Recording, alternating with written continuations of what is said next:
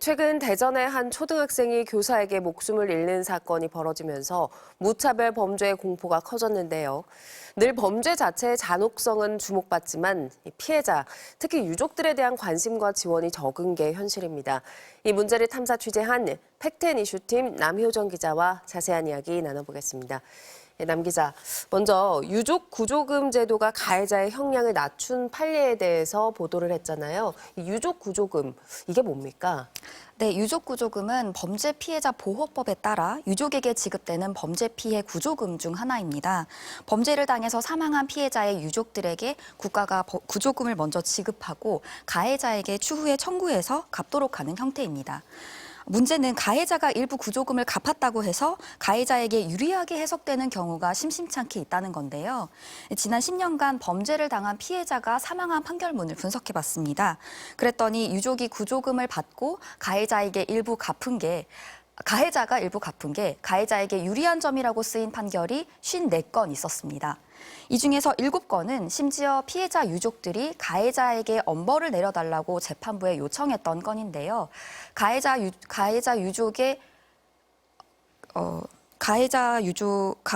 유족의 용서를 받지 못했다 또는 유족과 합의하지 못했다는 판결도 9건 있었습니다.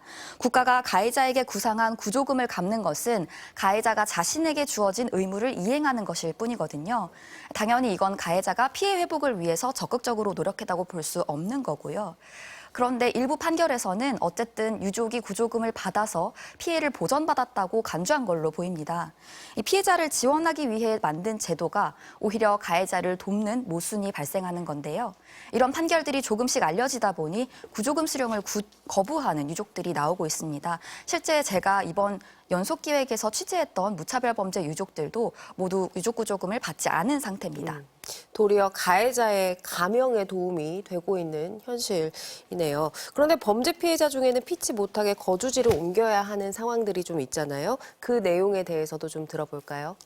네, 주소가 노출돼서 보복이 우려되는 피해자들은 아무래도 주거지를 옮겨야겠죠. 그런데 이웃에 의해서 무차별 범죄를 당한 피해자들도 마찬가지의 상황입니다.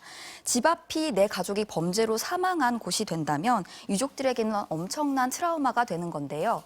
아파트 흡연장에서 망상에 빠진 20대 남성이 70대 남성을 마구 폭행해서 살해한 중랑구 아파트 흡연장 살인 사건, 또 망상을 가진 30대 남성이 아파트 정문에서 40대 남성에게 일본도를 휘둘러 살해한 은평구 일본도 살인 사건이 바로 그 예시입니다.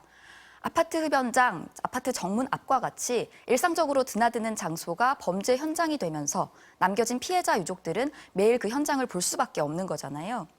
이런 유족들의 정서적인 회복을 위해서라면 사는 공간을 바꾸는 게 시급합니다. 그런데 집을 옮길 때는 목돈이 듭니다. 그래서 정부의 주거 지원이 있긴 한데 허술했습니다. 범죄 피해자를 대상으로 하는 공공임대주택이 있지만 지역별로 공고가 1년에 한 번 뜰까 말까 할 정도로 주택 물량이 너무 적었고요. 그래서 국토부가 지원하는 공공임대 우선 공급으로 집을 구한 범죄 피해자는 작년에 8명, 재작년엔 3명에 불과했습니다.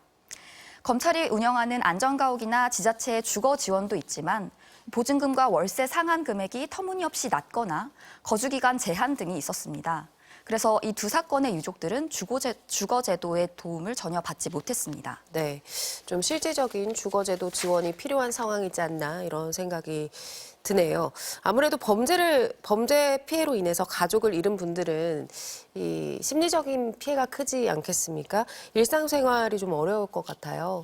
네, 대부분은 삶이 파괴되고 일상이 무너졌다고 보시면 됩니다. 재작년 8월에 있었던 서현역 흉기 난동 사건 기억하시겠죠? 20대 남성이 차로 인도를 들이받고 돌진해서 사람들을 해치고 쇼핑몰 안으로 들어가 흉기를 휘두른 사건인데요. 이 사건으로 희생된 고 김혜빈 씨의 유가족은 외동딸을 황망하게 떠나보낸 뒤 제대로 먹고 자는 것도 못하고 있습니다. 원래는 자영업을 했는데 무기한 휴업한 상태고요. 기존에 사업용으로 대출받은 금액과 생활비로 빌린 카드 현금 서비스 이자까지 있어서 매일 빚만 불어나는 상황입니다. 앞서 말씀드렸듯이 유족 구조금 제도가 있긴 하지만 혜빈 씨의 유족들도 가해자에게 조금이라도 유리할까 봐 유족 구조금을 안 받고 있거든요. 그래서 경제적으로 상당히 힘들잖아요. 이 유족들이 작년 9월에 범죄 피해자 원스톱 솔루션 센터라는 곳을 찾았습니다. 범죄 피해자들을 위한 저리대출 상품을 연계해 주는데 이분들은 신용등급이 너무 높아서 대출이 안 된다는 답을 듣고 왔습니다. 알고 보니까 신용평점이 하위 20%인 분들을 대상으로 하는 상품이었습니다.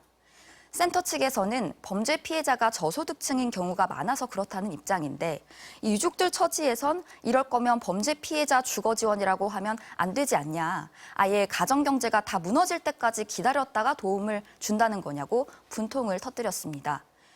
특히 무차별 범죄는 누가 범죄의 표적이 될지 모르는 겁니다. 범죄 발생 자체를 막는 것이 중요하지만요. 사건 이후 범죄 피해자들을 지원하는 제도가 하루빨리 개선되지 않는다면 무고한 범죄 피해자들의 일상 회복은 더 멀어질 수밖에 없습니다.